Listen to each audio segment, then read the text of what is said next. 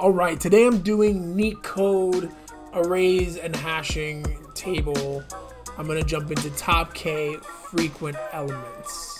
Top K frequent elements. So top K elements in the list. Given an integer array called nums and an integer K, return the K most frequent elements within the array.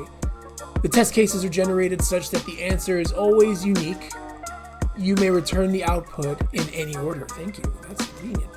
In our first example, the input array called nums has the elements 1, 2, and 3, and they appear in frequency of 1 is once, 2 is there twice, 3 is there 3 times. We want the K equals 2 most frequent elements in this list, so that would be the elements 2 and 3, which appear twice and 3 times respectively.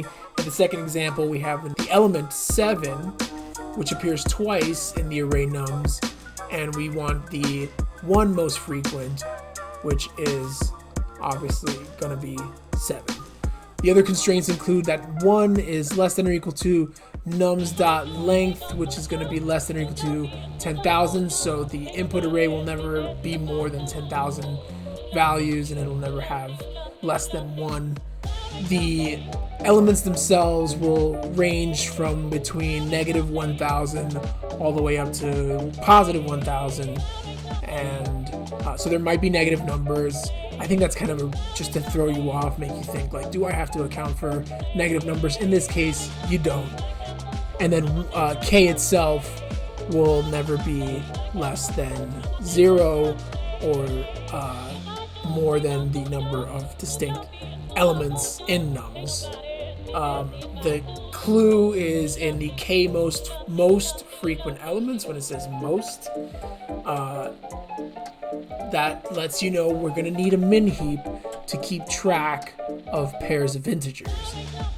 And we're going to need pairs of integers because we're going to need to map them to contain the elements and their frequencies. So nums are the keys, the elements are the keys, and their frequencies are the values.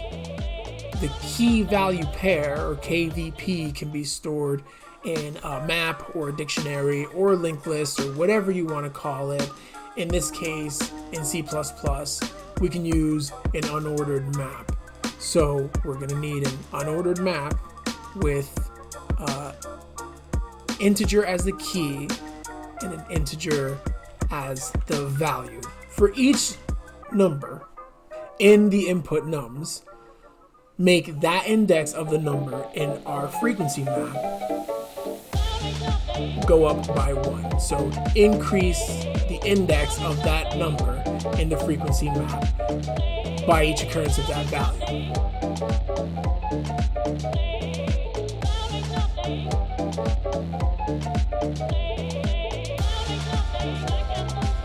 So the frequency map would end up looking like this.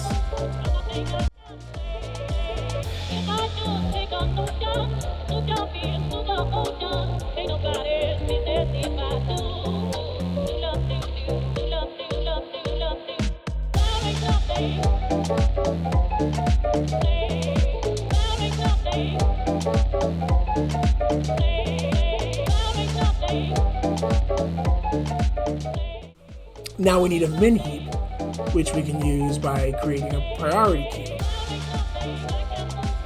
Just very quickly throw in the namespace to let it know we're going to use the standard library for certain data structures. So to make a priority queue, we got to tell it what do we want you to provide to us. We want you to provide us a pair of int. We're going to also need you to take in a list. You're going to read from a list of pairs. So we're going to need a pair from you, but you're going to read from a list of pairs, and keep this in order. Prioritize the greater values. So push the higher values to the bottom of this list or this tree. Don't think of it as a list, think of it like a tree structure, where at the top of this tree the lowest value will be at the top, and that's very specific. So